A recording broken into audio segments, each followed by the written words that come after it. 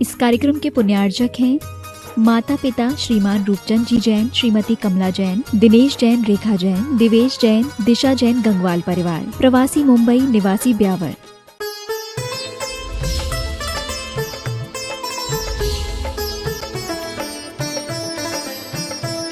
मंगल करण वीतराग विज्ञान, नमो ताई जाते भये अरहंतादि महान। जो विद्यादि सागर सुधी, जो विद्यादि सागर सुधी, गुरु है हितैषी।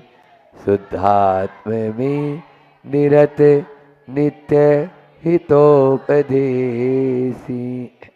वे पाप जिस्मृतु में जले सयाने, पूजू उन्हें सतत केवल ज्ञान पाने।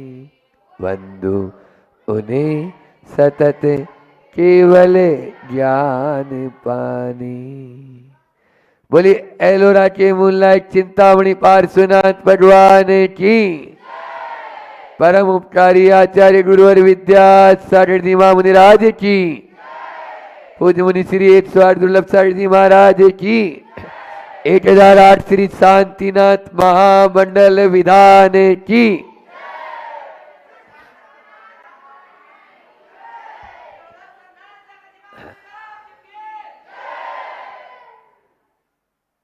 यह 9 वर्ष पर आज आप लोगों ने पूरे साल शांति रहे, न केवल हमारे भीतर अपितु पूरे विश्व में शांति रहे, ऐसी भावना के साथ में यहाँ एलोरा गुरुकुल वालों ने शांतिनाथ महामंडल विधान किया।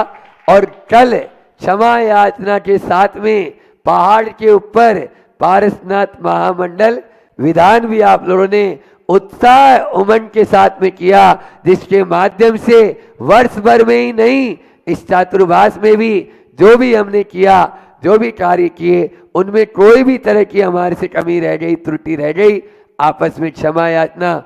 अध्यक्ष और मंत्री जी ने भी आकर वहां पर क्षमा याचना की कि नहीं, हमसे कोई गलती रह गई है तो वो हमारे लिए क्षमा हो। ध्यान रखना, देवी देवता किसी को परेशान नहीं करते, उनके पास फुर्सत ही नहीं है ना। आपकी तरह थोड़ी है वो, निठल्ले नहीं बैठे, समझ में आ रहा है। लेकिन आप यदि सच्चे देव शास्त्र गुरु का कहीं से भी कोई अनादर करेंगे, अभिनय करेंगे, तो फिर वो छोड़ेंगे नहीं आपको। इसलिए आप उनसे उतना ही अपना, बस ठीक है, हाँ भैया कोई भी गलती रह गई हो क्षमा करें, क्षमा करें, इस प्रकार से उनसे अपना व्यवहार बना के उतना ही चलेंगे तो आपका यह सार्थक हो जाएगा।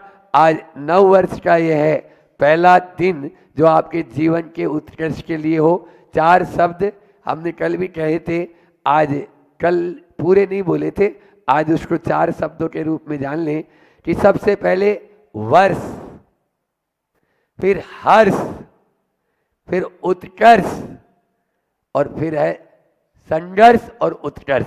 ऐसा कर लो, वर्ष, हर्ष, संघर्ष। कहाँ है हर्ष महाजन जी? हाँ, अपने यहाँ तो हर्ष साथ में ही है, तो इसलिए हर्ष रहना चाहिए जीवन में। यदि आप अपने जीवन को आगे बढ़ाना चाहिए तो हमेशा थोड़े से मुस्कुराते रहो। अरे कल का दिन किसने देखा है, आज का दिन भी खोए क्यों? कल का दिन किसने देखा है, आज का दिन भी खोए क्यों? जिन घड़ियों में हंस सकते हैं उन घड़ियों में रोएं क्यों? जिन घड़ियों में हंस सकते हैं उन घड़ियों में रोएं क्यों? हंसकर जियो, मुस्कुराते रहो, कभी अपने लिए, कभी अपने वालों के लिए। ये नया साल आया है, साल तो हमेशा ही नया आता है। वैसे हमारे कुंद कुंद भगवान आचार्य देव कहते हैं कि तत्व दृष्टि से देखो तो कुछ भी नया नहीं है, कुछ भी नया नहीं है। समझ में आया? वही पुराना है, सब चल रहा है। वहां पर आचार्य कुंद स्वामी ने समय सार में कहा, सुध परिचिदानुभूदा सवत्सट विकाम बोध बंदिता एयतस्वलंबो नवरी विसुलभो विहतस्य। सब कुछ सुलभ है, वही है, जाना हुआ, पहचाना हुआ, लिया हुआ, दिया हुआ, सब वही पुद्गल परमाणु। आचार्य पूज्यपाद ने भी स्तोपदेश में कहा है, भुट्टोर्जिता मुहुर्मोहान सर्वे पुद्गलाहा। मैंने सारे पुद्गलों को भोट लिया, अपने ही वमन को खा रहा है और फिर कहता है आहा क्या स्वाद आ रहा है। बोलो ये है या नहीं है मूर्ख की स्थिति? उसी कुत्ते पर लेट लिख रहा है। बच्चे बैठे हैं तो बच्चे एक बार कहा, कल बच्चों कुत्ते पर लेट लिख के लेके आना। सर ने क्या बोला? कल कुत्ते पर लेट लिख के लेके आना। अब सब लेट लिख के लेकर आए। अब जब लेट चेक किया तो एक बच्चे को बुलाया मास्टर जी ने अपने पास में, बोले तेरी हमने कॉपी जांची तो तेरा भाई भी पिछले साल एक कुत्ते के ऊपर लेट लिखा था और इस बार भी तुमने लिखा है।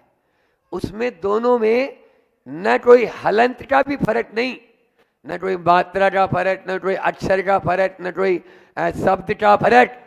क्या बात है? वो का वही लेट तुमने लिख के लेके आया। उसने क्या जवाब दिया पता है? उसने बहुत अच्छा जवाब दिया, सर कुत्ता वही है तो लेट दूसरा कैसे आएगा? कुत्ता वही है तो लेट दूसरा कहां से आएगा? हम सब अनादिकाल से एक ही कुत्ते पर लेट लिखते हुए आ रहे हैं। कुत्ता वही है तो लेट दूसरा कहां से लेकर आओगे? यही स्थिति हो रही है हमारी। इसलिए यदि हम अपने हर्ष की ओर जाना चाहते हैं तो कुछ नया कुछ नहीं है, लेकिन जो हम सुविधा का मार्ग में आ गए, पाश्चात्य संस्कृति ने हमको लाकर सुविधा के मार्ग पर खड़ा कर दिया। कुछ संघर्ष करना सीखो और संघर्ष के मैदान में आओ। कुछ करने के लिए कुछ खोना पड़ता है। समझ में आया? कुछ पाने के लिए कुछ खोना पड़ता है। ऐसे बैठे बैठे नहीं होगा। आप चाहो डल्लब के ऊपर बैठेंगे, एसी के अंदर बैठ जाएं और फिर हम अहम शुद्धो हम अहम बुद्धो हम लगाते रहो रट, कुछ नहीं होना है। जब तक आप तपेंगे नहीं तब तक कुछ भी नहीं होगा। सूरज तपे तपे रे माटी, दीपक जले जले रे बाती, तुझको तपना होगा मोह तजना होगा। मोह को तजना जरूरी है। पाश्चात्य संस्कृति की तरफ मत भागो। वो संस्कृति हमारी कैलेंडर की संस्कृति है और हमारी संस्कृति। अच्छा ये बताओ, मैं बच्चों आपसे ही पूछना चाहता हूं, महावीर जयंती कब आती है? चेत सुदी 13 को। अक्षय तृतीया कब आती है? बोलो। हाँ, वैशाख शुक्ल तृतीया को। श्रुत पंचमी कब आती है? जेठ शुक्ल पंचमी। तो आप इसमें कोई तारीख तो बोल ही नहीं रहे हो, सब तिथि तिथि बोल रहे हो। भारत की संस्कृति तारीख की नहीं, तिथि की है, कैलेंडर की नहीं, पंचांग की है। यहाँ कैलेंडर का कोई महत्व नहीं, यहाँ पंचांग का महत्व है। यहाँ तारीख का कोई महत्व नहीं, तिथि का महत्व है। आप कोई भी गृह प्रवेश करेंगे तिथि देखेंगे, आप कोई भी ब्याह शादी करेंगे बेटा बेटी का तिथि देखेंगे। समझ में आ रहा है? इसलिए कुछ भी नहीं, हमें आना है जाना है कुछ भी करना है तिथि के अनुसार चलते हैं। जब तिथि के अनुसार हमारे आचार्यों ने बता के गए तो फिर ये क्यों कैलेंडर कहाँ से आ गया? लेकिन सब 1 जनवरी में फंसकर वही हो गया। लेकिन हमने भी देखा भैया सब मना रहे हैं तो ठीक है हम भी मना लेंगे। हाँ, हम क्या कह रहे, दुनिया कह रही और इसी पाश्चात्य संस्कृति गंगा बह रही। लेकिन फिर भी हम उन्हीं की स्पीड में चल के उनको अपनी बात तो कहने का अधिकार रखते हैं। इतना तो कहेंगे कि हमारी भारतीय संस्कृति क्या है और तुम्हारी पाश्चात्य संस्कृति क्या है, वो आपको कहां लेकर जा रही है। और हमारे यहाँ पर, क्योंकि मैंने कल नहीं परसों कहा था, सूरज जब जब पश्चिम में जाएगा तब तब डूबा है। आप भी यदि पश्चिम की संस्कृति को अपनाएंगे तो डूब जाएंगे, पूरब की संस्कृति की ओर आ जाओ, आप भी उठ जाएंगे, आपका उत्थान हो जाएगा, आप भी आगे बढ़ जाएंगे। जिंदगी को यदि ऊपर उठाना चाहते हो तो आपको हमें भारतीय संस्कृति को अपनाना होगा, संघर्ष के मैदान को छोड़कर भागना नहीं होगा।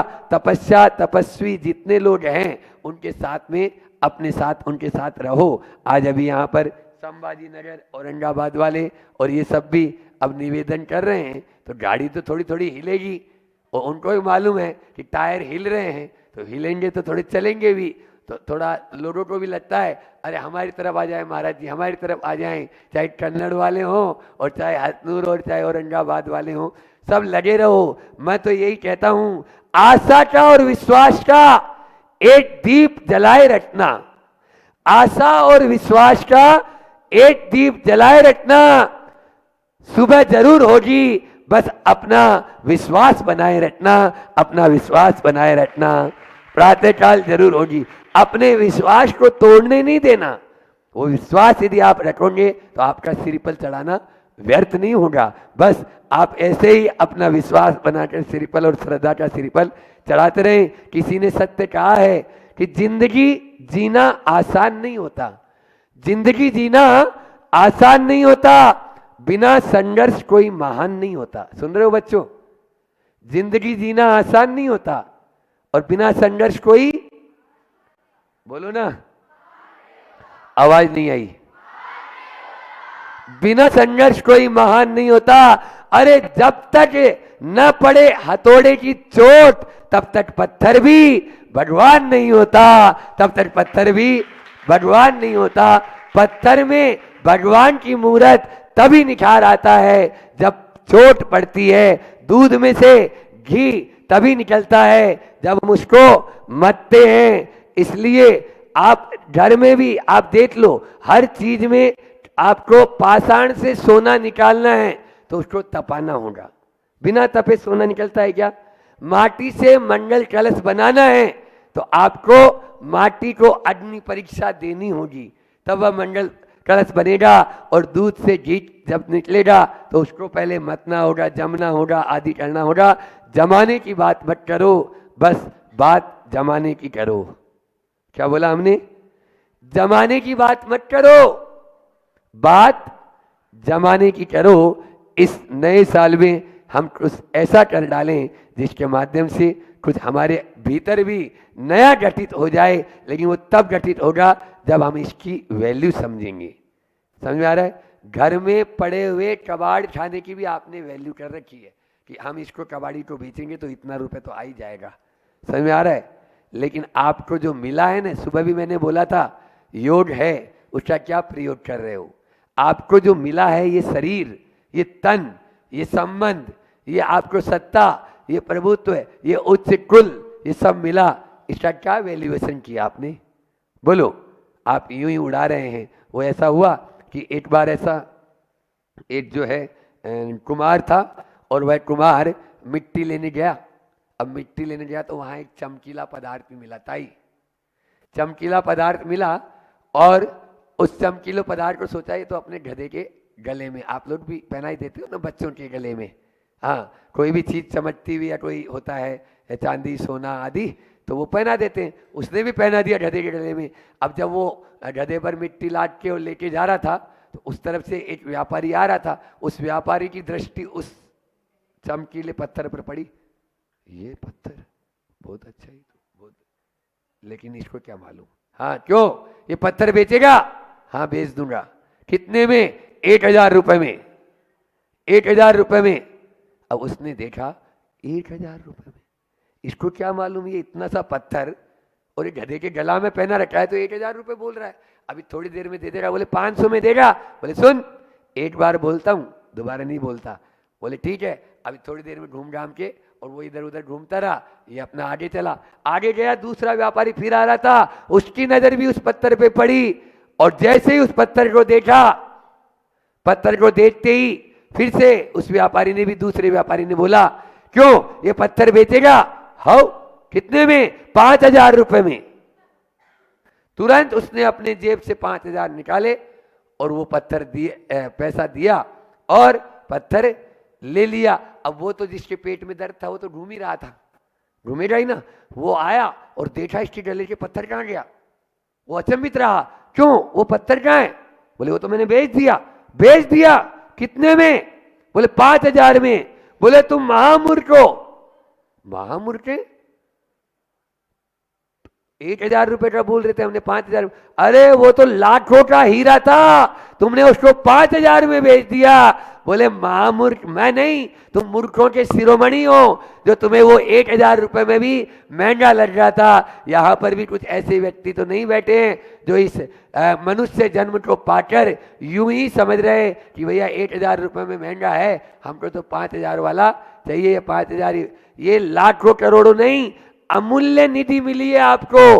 इसको ऐसे ही मत आंको। व्हाट इज द वैल्यूएशन, इसका वैल्यूएशन आपने क्या किया है। यदि ये समझ में आ जाएगा तो जीवन आपका धन्य धन्य हो जाएगा। बस जीवन धन्य धन्य हो, इसी भावना के साथ में एक अभी नया साल के ऊपर गुरुजी ने भी एक हाइकू जो दिया है कि नए सिरे से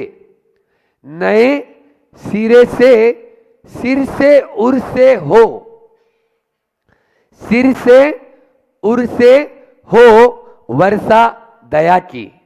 वर्षा दया की यानी दया की वर्षा होना चाहिए अब नए सिरे से, और सिर से और उर से, उर यानी हृदय है ना, हृदय से, और ये सिर यानी माथे से। हम हर व्यक्ति के सामने झुकना। दया का पालन कौन कर पाएगा? जो झुकना जानता है। जो कड़क रहेगा वो कभी भी पालन नहीं कर पाएगा। अभी सौदर्मिंद्र बने बालक लोग यहाँ पर गुरुकुल के, और कुबेर बने, महायज्ञ नायक बने, और इन्होंने आपने देखा आजीवन चाय का और कॉफी का त्याग, आजीवन कोल्ड ड्रिंक का त्याग। ये क्यों हुआ? क्यों हुआ ये? क्योंकि नए सिरे से, सिर से उर से हो वर्षा दया की। दया की वर्षा हुए बिना कभी भी हम, अच्छा दया का उल्टा करें तो बोले कपिल, याद, यानी दया शब्द मूक माटी में आया। ये गुरुजी ने कहा कि दया शब्द आपसे स्वयं कह रहा है कि तू मुझे याद रख। बस दया धर्म का मूल है। जहां पर दया है वहीं पर धर्म है, और जहां पर दया नहीं है वहां पर धर्म भी नहीं है। चाहे फास्ट फूड खाने की बात हो, चाहे आपको पहनावे की बात हो, चाहे आपकी दिनचर्या की बात हो, चाहे रहन सहन की बात हो, चाहे कुछ भी हो, दिन में भोजन की बात हो, ये सब किसके लिए? ये सब इसके लिए कि कम से कम आप दया का पालन करें। जब तक दया का पालन नहीं करेंगे तब तक हम आगे नहीं बढ़ पाएंगे। भवानी प्रसाद मिश्र की ये पंक्तियां बहुत सार्थक है कि कुछ पढ़ के सो, कुछ लिख के सो। 9 वर्ष पर ये पंक्तियां याद रख लेना तो आपका ये पूरा का पूरा साल सार्थक हो जाएगा। कि कुछ पढ़ के सो, कुछ लिख के सो। गुरुकुल के बच्चे सुन रहे नहीं सुन रहे? बोले महाराज हम तो रात में 10 बजे तक पढ़ते ही रहते हैं। हमारे वो हर्ष महाजन जी हमको जो है ना जीवन का, क्योंकि हमने वर्ष हर्ष संघर्ष और उत्कर्ष पे बात की। उत्कर्ष चाहते हो तो ये याद रख लेना कि कुछ पढ़ के सो, कुछ लिख के सो। जिस जगह जागा सवेरा उस जगह से आगे बढ़ के सो, उस जगह से आगे बढ़ के सो। बस आगे बढ़ के सोएंगे तो हमारा जीवन सार्थक हो जाएगा। सार्थक हो इसी भावना के साथ अहिंसा परमो धर्म की आचार्य गुरुवर विद्या सागर महामुनि बन जाता है। और हुआ भी यही। व्यक्तित्व बहुत बड़े थे, नाम था काफ़ी, और नाम था तो उनके यहाँ इनकम टैक्स सेल टैक्स वाले आए। और जब वो आए कितनी बजे? रात को लगभग 11-12 बजे के बीच में आए वो लोग। और जब वो आए, आने के बाद जब वो अंदर पहुँचे, पहुँचने के बाद बैठे, और बैठने के बाद उन्होंने पूछा तो उन्होंने कहा ये है, ये है। उन्होंने कहा क्या क्या और है, और कहाँ कहाँ रखा है, आपको सब कुछ बताना होगा। तो ऐसे स्थान पर ऐसी वस्तुएं रखी थी जो वो ढूंढ नहीं पाते। उन्होंने पहले पूरा चेक कर लिया, चेक करने के बाद देख लिया, देखने के बाद उन्हें लगा कुछ नहीं है, लेकिन उन्होंने कहा अब तो और कुछ नहीं है, नहीं है, कहाँ है, चलो। वो लेके गए और एक ऐसा मतलब गुफिया, मतलब कहना चाहिए ऐसे ऐसे स्थान पर वो चीज़ें रखी थी जो नहीं दिखती और ना देख पाते वो। 3 काल में उन्होंने सोचा मैंने बहुत जगह इनकम टैक्स, सेल टैक्स के छापे मारे हैं, लेकिन ये व्यक्ति कैसा पागल है, ये मैं देख भी नहीं पाता, कर भी नहीं पाता, और ये आगे रह के सब कुछ दिखा रहा है कि ये है, ये है। एक जगह नहीं, दोनों तीनों स्थानों को इसने दिखा दिया। वो दंग रह गया, ये आदमी पागल है, क्या है, किस प्रकार का है। उन्हें हाथ जोड़कर वो ऑफिसर बोलते हैं, आप ये बताइए महोदय कि आपने ऐसा क्यों किया। मतलब वो ऑफिसर के मन में इस चीज की दर्द है, पीड़ा है, इतना सारा धन आप मुझे बता रहे हो यहाँ रखा है, यहाँ रखा है, यहाँ रखा है, क्या बताओ आपके साथ ऐसा होगा तो आप कर पाओगे, ऐसा कर पाओगे? बताओ तो, पूछो तो अपने आप से, प्रश्न पूछो, ऐसा कर पाओगे आप? मेरे ख्याल से तो इतनी हिम्मत के लिए बहुत बड़ा हृदय चाहिए, बहुत बड़ी धर्म के प्रति आस्था चाहिए, तब कहीं जाकर आप इतनी बड़ी हिम्मत कर पाओगे और बताओगे कि वो रखी तिजोरी, वो रखी चाबी। वो तिजोरी की तो बात ही नहीं थी, वो तो एक अलग से ही सेफ उनका बना हुआ था, दीवालों के अंदर, दीवार के अंदर भी एक अलग ही ऐसी चीज़ बनी हुई थी जिसको कोई नहीं देख पाता। इस प्रकार से वो स्थान बने थे। तो उन्होंने एक ही बात बोली, बोले आप अगर दिन में आते तो मैं आपको 3 काल में नहीं बताता। क्या बोला? अगर आप दिन में आते, 9 से 9 के बीच में आते तो मैं आपको कभी नहीं बताता, लेकिन आप कब आए हो? रात के 9 से सुबह 9। मेरा नियम है रात के 9 बजे से लेकर सुबह 9 बजे तक मैं झूठ नहीं बोलता हूँ। चाहे आप मुझे सड़क पर ले आएंगे तब भी मैं झूठ नहीं बोलूँगा। वो ऑफिसर बहुत ज़्यादा प्रसन्न हुआ उनके उससे झूठ से, इतना मतलब इस प्रकार से वो अंदर से अचंभित हो गया, क्या ऐसे लोग भी हैं कि इस प्रकार से धर्म को फॉलो अप करते हैं। उन्होंने आंख बंद करी, खूब सोचा, उनकी आत्मा गवाह नहीं दे रही थी कि मैं इसकी लिस्टिंग करूं, उनकी उस जो ऑफिसर की। क्योंकि देखो जहाँ धर्म होता है ना, जहाँ समर्पण होता है, जहाँ भक्ति होती है, वहाँ सबके अपने आप अच्छा खूंखार भी है, वो बिल्कुल नतमस्तक हो जाता है और झुक जाता है। और तब उन्होंने एक ही बात बोली, मेरी हिम्मत नहीं, मेरी कलम नहीं चल रही है, मैं अपने आप में क्या कहूँ, पर बाकी मैं आपसे यही कह रहा हूँ कि ये जो भी है इसको मैंने टिक किया, आप इसको अंदर रखो, मैं इसकी लिस्टिंग नहीं कर सकता। करोड़ों की संपदा थी, मैं इसकी लिस्टिंग नहीं कर सकता। आप इतना बड़ा धर्म पाल रहे हो तो मैं आपके लिए छोटा सा झूठ बोल। वो कह रहा ले लो ले लो, वो कह रहा नहीं लेना नहीं लेना, ये स्थिति चल रही है, और लिख लो लिख लो। वो कह रहा नहीं यानी नहीं, मैंने देखा ही नहीं, मेरी टीम ने, किसी ने नहीं देखा है। ये होता है धर्म, ये होती है सच्ची आस्था। तो 10 लक्षण में मैंने सभी के बीच में जब ये उदाहरण सबके बीच में प्रस्तुत किया था, और सबसे एक ही बात बोली थी कि कम से कम रात में कितनी बजे से लेकर कितनी बजे तक का झूठ का आपका त्याग रहेगा। दिन में मत, ठीक है, मत त्याग करो, आप कुछ तो सुधरो। इतना अच्छा आपके बीच में उदाहरण प्रस्तुत मैंने किया था वो झूठ का। बहुत सारे लोग, बड़ा अच्छा लगता था, रोज एक ना एक नियम अलग अलग देता था, अलग अलग सोचकर। तो वो नियम भी अलग ही थे, सब प्रकार के 10 दिन के 10 अलग अलग छांट के नियम। एक दिन तो हमारे गौतम जी की धर्मपत्नी बोले महाराज जी वो 10 दिन के 10 नियम लिख के चाहिए। हमने कहा ले लेना, फिर वो लेने ही नहीं है हमारे पास। बोले 10 के 10 नियम चाहिए। तो हमने कहा ठीक है, हर दिन के एक अलग। तो उस दिन का जो नियम था यही था, आप कोई बात नहीं, छूट दी दिन में झूठ बोलने की, लेकिन रात में कितनी बजे से लेके कितनी बजे का त्याग करता हूँ। मेरे पास समय तो रहता नहीं है कि कमरे में जाकर आप लोग मेरे से नियम लो, लेकिन जब मैं यहाँ से निकलता था तो यही बोलता था, जिसको नियम लेना है बोलते जाना, और पूरी लाइन कतार नमोस्तु महाराज जी इतनी बजे से इतनी बजे तक था, इतनी बजे से इतनी बजे तक पूरा चलता था। वो दृश्य बड़ा अच्छा लगता था, चलो कुछ तो प्रभाव पड़ रहा है, कुछ तो सुधार आ रहा है, गुरु की वाणी कहीं अंदर तो उतरती चले जा रही है। तो ये झूठ का आप लोग भी, जो लोग सुन चुके हैं वो तो बहुत अच्छी बात है, लेकिन जो नए लोग बैठे हैं वो कम से कम इतना तो कर लें कि हम रात में इतनी बजे से लेकर इतनी, जैसे पानी का त्याग आप लोग बड़ी श्रद्धा के साथ करते हैं, आस्था के साथ, रात्रि भोजन का त्याग करते हैं आप आस्था के साथ, उतनी ही आस्था के साथ कम से कम, नई बात, अनोखी बात है ये कि रात में इतनी बजे से लेके इतनी बजे तक कम से कम हम झूठ नहीं बोलेंगे। अभिजीत से बात हुई थी, अभिजीत बोले मैं तो वैसे ही झूठ नहीं बोलता हूँ। अभिजीत ने बोला वैसे ही मैं झूठ नहीं बोलता हूँ, और महाराज जी रात के लिए तो और कायस्तर करता हूँ कि रात में तो और नहीं बोलूँगा। आप लोग भी चाहें तो कम से कम रात का कायस्वर पूर्वक जैसे मुनि महाराज का व्रत होता है महाव्रत, वैसे आपका भी वैसे ही महाव्रत बन जाएगा तो मुझे बड़ी प्रसन्नता होगी कि जीवन में कुछ सुधार आया, कुछ अच्छाई आई, कुछ अच्छे बनने के ऊपर आप गए। फिर आप रात को भक्ति करना, सच्ची और अच्छी बनकर जब आप भगवान की भक्ति करोगे तो भक्ति भी लगेगी। झूठेपन के साथ उस भाई को मैं जवाब नहीं दे पाया कि झूठा जब तक हूँ तब तक मैं भगवान के चरण नहीं छूँगा। मैं एक ही बात सभी लोगों से बोलता हूँ, असल में क्या है कि आज बहुत फास्ट ज़माना हो गया है, और फास्ट ज़माना हो गया है तो फास्ट ज़माने होने के कारण कोई को अभिषेक पूजन की क्या है टाइम नहीं है। तो मेरा एक ही नियम रहता है, क्योंकि शुरुआत में उनसे कहूँगा पूजन कर ले, अभिषेक कर ले। कल परसों 3 दिन पहले भी यहाँ पर रात्रि में जब यही महाराज जी जो विषय ले रहे हैं 6 आवश्यक पर चर्चा चली, इसी पर पूरा प्रवचन पूज्य क्षमा सागर जी की वाणी का उद्बोधन उसी पर हुआ। तो वहीं रोक दिया मैंने, हमारी क्लास विराम हो गई।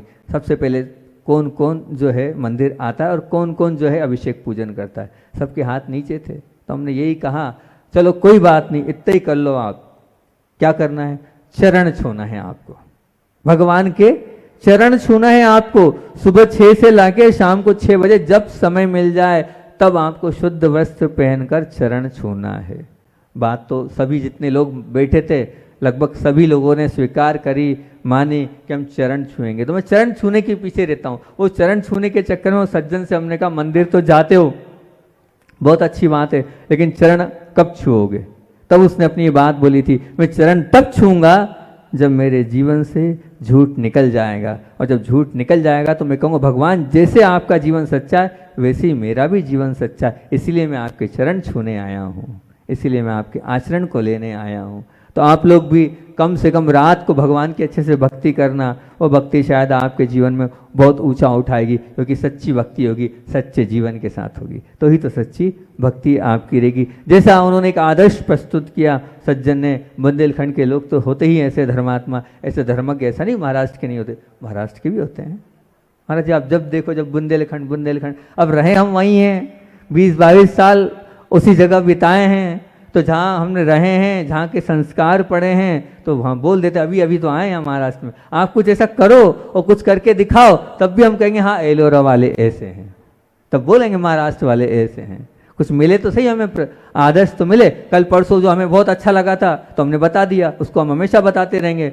सारंग भाई का कल परसों जो उदाहरण दिया था हमने कि भाई हो तो ऐसा हो, कि 24 लाख की गाड़ी गिफ्ट कर रहे जन्मदिन के दिन, तो महाराष्ट्र के ऐसे अच्छे भी होते हैं, भाई भाई के प्रति ऐसी आस्था श्रद्धा भी होती है, ऐसा नहीं कि ऐसे नहीं होते हैं। तो ये है, अगर वास्तविकता में आप हो तो अपने मन से, अपने अंतरंग से कितनी देर आप झूठ नहीं बोल सकते हैं। कायो झूठ यानी कुछ भी हो जाए, प्राण चले जाए, सब कुछ चला जाए, लेकिन सच ही बोलूंगा, वैसे सच की बात कर रहा हूँ, चाहे जो हो जाए उस सत्य की बात कर रहा हूँ। ऐसे अगर आप लोगे तो मुझे बड़ी प्रसन्नता होगी, मुझे बहुत अच्छा लगेगा कि हमने बोला है। क्योंकि आप देखना, अपने आप को टटोलना, अपने आप का विश्लेषण करना। आप झूठ बोलते हो, पर उन दिन भर में मान लो आपने 10 बार झूठ बोला, तो 10 बार झूठ बोलने में 7 झूठ ऐसे होंगे जो कोई काम के नहीं है, किसी मतलब के नहीं है, जिससे कोई लेना देना नहीं, ना तो आपका भला होना है ना सामने वाले का भला होना है। सिर्फ अपनी वाहवाही में, अपने स्टैंडर्ड को बताने के लिए, अपने स्टेटस को दिखाने के लिए आप झूठ बोलते हैं। क्यों बोलें? क्यों हम अपने जीवन को झूठा बनाएं? हम अपने जीवन को क्यों ऐसा खिलवाड़ कर रहे हैं अपने साथ? कितना कर्मों का पाप 5 पाप में आता है, झूठ 5 आते हैं ना, आपने बचपन से पढ़ा है ना। मतलब हम ये बोलते हैं, अभी आगे एक प्रकरण भी लूंगा मैं, हम लोग हिंसा को पाप मानते हैं, हम लोग चोरी को पाप मानते हैं, हम लोग कुशील को पाप मानते हैं, पर झूठ को पाप नहीं मानते। बड़ी वेदना होती है, झूठ को पाप नहीं माना है आपने। सच कह रहा हूं मैं आपसे, झूठ को पाप कोई भी नहीं मानता। बहुत कम लोग होंगे जो झूठ को पाप मानते हैं। अगर झूठ को पाप मानते होंगे तो दिन भर में क्यों इतना झूठ बोलते? एक जीव मर जाता है तो आप प्रायश्चित लेने आ जाते हो, चींटी मर जाती थी, अंदर से उद्वेलित हो जाते हो आप, ये क्या हुआ, ये क्या हुआ, ये क्या हो गया, मैंने चींटी मार दी, चींटी मार दी, चींटी मार दी, गलत किया, किसी जीव के प्राण ले लिए। वो हिंसा पाप है तो क्या झूठ पाप नहीं है? पूछ रहा हूं मैं आपसे। जब हिंसा पाप है तो क्या झूठ पाप नहीं है? झूठ के प्रति इतनी अश्रद्धा क्यों? बताओ। आप झूठ को पाप मान ही नहीं रहे हो, झूठ को पाप स्वीकार ही नहीं कर रहे हो। और जब तक आप पांचों पापों को एक साथ खड़ा नहीं करोगे तब तक आप तीर्थंकर नहीं बन पाओगे। आपको पांचों पापों को समान मानना पड़ेगा। जितना हिंसा में दोष लग रहा है उतना ही झूठ में दोष लगता चला जा रहा है। मैंने देखा है, ऐसा नहीं है, मैंने देखा है अक्सर, हमने भी खूब झूठ बोला है, ऐसा नहीं बोला है। अपने स्टैंडर्ड को बताने, जैसे हम हैं नहीं वैसे अपने आप को बताने के लिए झूठ बोला है। क्यों? ऐसा क्यों होता है? दुकान पर बैठे हैं और दुकान की बिक्री, हमें मान लो कोई दूसरा सामने वाला दुकानदार आ गया है तो मान लो 5,000 की बिक्री हुई, कुछ नहीं 2-2,500 1,500 रुपये बटे हैं। अब वो क्या ले जाएगा तुम्हारे, मान लो तुम्हारे 5,000 बटे भी, 5,000 की सेलिंग भी, लेकिन 3,000 मैंने खुद कम बताएं, क्या दिक्कत है? नहीं, 5,000 3,000 कम बताएं, मतलब उसको कम बताने से क्या होगा? पर होता है ऐसा, हम करते हैं। वस्तु खरीदी हमने कम में है और बताई हमने कितने में? ज़्यादा में है। ये क्या है? ना तो उससे कोई लेना है ना उससे कोई देना है, लेकिन नहीं, हम झूठ बोलते चले जाते हैं, झूठ बोलते चले जाते हैं। पता नहीं कि वो भी पाप है, समझ नहीं रहे हम वो पाप है। हमारे कोई रिश्तेदार है, अब वो जो रिश्तेदार है उस रिश्तेदार को हमें क्या मनाना है? अब वो कुछ भी नहीं है छोटी पोस्ट पर, है छोटा व्यक्तित्व है, लेकिन उस है को हमने इतना है कर दिया, वो हमारे लिए है वो है। हम बता रहे हैं, मान लीजिए हमारे कोई दूर के रिश्तेदार हैं या मामा जी के लो, बुआ जी के लो, इतना है, लेकिन कितना बता रहे हैं हम? इतने को कितना बता रहे हैं हम? कोई मतलब है? हमने कितना, इतने को कितना बता भी दिया, वो इतने का इतना बड़ा कर भी दिया, उससे सामने वाले का क्या होगा और आपका क्या होगा? पर होता है ना ऐसा, करते हैं ना अपन ऐसा, ये वास्तविकता है ना। हमारी बेटी बहुत बड़े घर में दी हुई है, अरे दी खत्म हो गई बात, लेकिन आपने उसको कितना बड़ा घर बना दिया। भले 2 कमरे का घर होगा और आपने उसको बंगला बना दिया। भले घर में जो है मोटरसाइकिल होगी उसकी आपने 4 पहिए की गाड़ी कर दी है। ये होता है, वास्तविकता है ये। आपके जीवन में, हमारे जीवन में, सबके जीवन में ऐसा झूठ आते जा रहा है। उसको हमने बड़े खुशी से हम बताते हैं, और हम जब बताते हैं तो हमें लगता ही नहीं कि हम पाप कर रहे हैं। लगता है क्या? बताओ ना, सच बोल रहा हूं ना मैं। लगता है पाप? जितनी पीड़ा जीव को मारने में, उतनी पीड़ा से पाप करने में होती हैगी। और तो क्योंकि अभी बात हम विचार कर रहे थे कि दुकान की बिक्री की, तो हम दिन भर में निरर्थक कितना बोलते हैं। हम तो ये बोलते हैं कि जो निरर्थक बोले हो आप, जिसका कोई अर्थ नहीं, व्यर्थ है, वो भी झूठ की श्रेणी में ही आएगा। क्योंकि जो वचन से कोई लेना देना नहीं है, वो वचन हम बोले जा रहे हैं तो झूठ है, बिल्कुल झूठ है। और एक और बात मैं कहूँगा कि आप अगर किसी पे शंका भी कर रहे हो, और शंका करने के बाद मान लीजिए आपसे कुछ, आपके घर में कोई चोरी हो गई। अब चोरी हो गई, आजकल बड़ी विडंबना है, चोरी होती है तो पंडितों को फ़ोन लगता है, कोई आबा बाबा को फ़ोन लगता है, और वो पंडित आबा बाबा कुछ बता देंगे, और वो बता देंगे, आपने धारणा बना ली। ये वो उसने लिया हो चाहे नहीं लिया हो, लेकिन आपने उसके प्रति गलत धारणा बना ली। और गलत धारणा तो बनाई, यहाँ तक ठीक था, लेकिन 10 लोगों से आपने बोला। कितना झूठ बोल रहे हो आप सामने वाले के लिए। अरे आप अवधि ज्ञानी हो, या वो व्यक्ति अवधि ज्ञानी है जिस बाबा से पूछा, या जिस ज्योतिषाचार से आपने पूछा है। अगर वो इतना बड़ा ज्योतिषाचार होता तो उसका ज्योतिष क्यों खराब हो गया? अरे वो अपना कर लेता ना भला, वो अपना भला नहीं कर पा रहा, वो आपका क्या भला करेगा?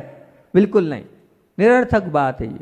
आप इन सब बातों में ना आकर किसी पर शंका भी कर रहे हैं, किसी की बात पर, ये भी झूठ है, ध्यान रखना। ये भी हो रहा है तो आप झूठा प्रदर्शन कर रहे हैं, झूठा आप बता रहे हैं। किसी को लेके नहीं बोल रहा हूँ मैं, कोई उसको अपने पे नहीं घटाना, लेकिन सत्य बोल रहा हूँ मैं। ये भी झूठा कहलाएगा, किसी के ऊपर देखना, किसी के ऊपर शंका करना, ये कहलाएगा। मान लीजिए अब आपके बच्चे हैं, पढ़ रहे हैं, समय तो अपना हो गया, 15 माइंड की बात ही प्रारंभ नहीं करी है ना। बात मान लो आपके बच्चे हैं, पढ़ाई अगर कर रहे हैं और पढ़ने में भी मान लो थोड़े बहुत क्या है, कमजोर है, लेकिन आप क्या बताते हो? और विद्यालय को या कॉलेज को इतना बड़ा बता देते हो, इस प्रकार से उसकी प्रस्तुति करते हो। क्या होगा इससे? आप लोगों के बीच की बात में बोल रहा हूँ, किस प्रकार से आप उसको रखते हो और किस प्रकार से उसका क्या स्वरूप प्रकट होता है, वो कितना पाप बनता होगा। थोड़ा विचार तो करना है इन सब बातों पर। अभी 15 बिंदु से तो बात प्रारंभ करना थी, लेकिन बात ही प्रारंभ नहीं हुई, उसकी पहले ही अपना क्या हो गया, समय पूरा हो गया है। धीरे धीरे इन 15 बातों पर अपन बात प्रारंभ करेंगे। हमारी कहानी तो ऐसी है, चालू होती है तो महीनों चलती हैगी। वो हिंसा का तांडव महीने 1.5 महीने चला है लगभग अपना। आचार्य भगवान की बात को सुनना है, वो तो सुनेंगे ही आप, है ना। आचार्य भगवान की बात को आप लोगों के बीच में रख रहा हूँ, क्योंकि आचार्य भगवान का बचपन आप लोगों के बीच में रख रहा हूँ। काफ़ी लंबे समय से बचपन को आपके बीच में प्रस्तुत कर रहा हूँ। कैसे गुणानुरागी थे गुरुदेव, कैसे दूसरों से सीखते थे गुरुदेव, किस प्रकार से क्या अच्छा है वहाँ जाने की बात करते थे। एक बार सदलगा के पास निप्पाणी शहर है, उस निप्पाणी शहर में वहाँ चलने के लिए विद्याधर ने जिद करी अपने बड़े भैया से, और उन्होंने कहा मुझे वहाँ जाना है। तो बड़े भाई महावीर भाई ने पूछा क्यों जाना है, क्या बात है। तो बोले वहाँ पर आचार्य विनोबा भावे आए हुए हैं और वो आए हैं और मुझे उनको सुनना है, क्योंकि वो देश के लिए और देश के गरीबों के लिए बहुत अच्छा काम कर रहे हैं, मुझे उनको सुनना है। क्या है, ठीक है, अच्छी बात है। और भाषण देते हैं, उनके भाषण को सुनने की ललक एक छोटी सी उम्र में एक छोटे से बालक को, नन्हे से बालक को हो रही है। अच्छा, दोनों बड़े भ्राता और दोनों विद्याधर दोनों पहुँचे जब पिताजी के पास और अपनी बात प्रस्तुत करी, तो पिताजी ने बोला वो तो भूदान की बात कर रहे हैं, तुम्हारे पास इतना भूदान, इतनी ज़मीन ही है क्या जो दान करोगे, जो सैकड़ों एकड़ के मालिक हैं उनके लायक है वो प्रवचन सुनना, कुछ नहीं, कहीं नहीं जाना।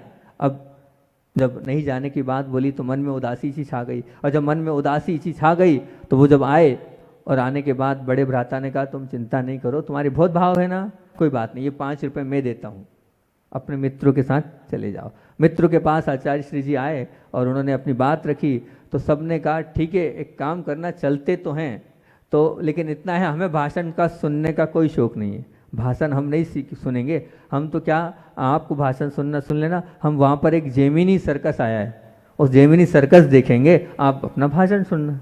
ठीक है, हम तैयार हैं। अब बाकी सब मित्र जा रहे हैं सर्कस देखने, लेकिन इस छोटी सी उम्र में वो सर्कस देखने नहीं जा रहे हैं। वो विनोबा भावे के उन्होंने क्या वो प्रवचन, वो भाषण सुने, और भाषण सुनने के बाद आए, और आने के बाद जब बड़े भाई से उन्होंने शेयर किया तो उन्होंने यही बोला कि वो बहुत अच्छा काम कर रहे हैं, वो गरीबों के लिए कर रहे हैं, वो देश के लिए कर रहे हैं, वो अपने देश को बचाने के लिए तत्पर हैं। उनके अंदर जो करुणा और दया है हम सब के अंदर भी आना चाहिए, उनके विचारों से हमें भी ओतप्रोत होना चाहिए, और वो जो कर रहे हैं और हम सबको भी करना चाहिए, ये देश के हित का वो कार्य कर रहे हैं। इस प्रकार से वो महापुरुषों से सीखते थे। कोई प्रसिद्ध नेता आता था तो उनकी बात सुनते थे और उसको सबको फॉलोअप करते, सबको बताते थे। ऐसे उन्होंने कहा, एक बार जब जवाहरलाल नेहरू पास के गाँव में आए थे तब भी हमसे जिद करके हम दोनों भाई साइकिल से प्रवचन उनकी भाषण सुनने गए थे, और जो अच्छा लगता था, देखो जवाहरलाल नेहरू जी ये बहुत अच्छी बात बोल रहे हैं, ये बहुत अच्छा है देश के हित के लिए। इसीलिए आज आचार्य श्री देश के हित के लिए इतनी सारी गौशालाएं, इतना सारा हथकरघा, अध्ययन के लिए प्रतिभा स्थली, और आपको स्वस्थ करने के लिए पूर्ण आयु दे रहे हैं। वो उनका आज का सपना नहीं, उनका वो बचपन का सपना था। ऐसा सपना हमारे बने बोले आचार्य बन विद्यासागर जी महामुनि राज की।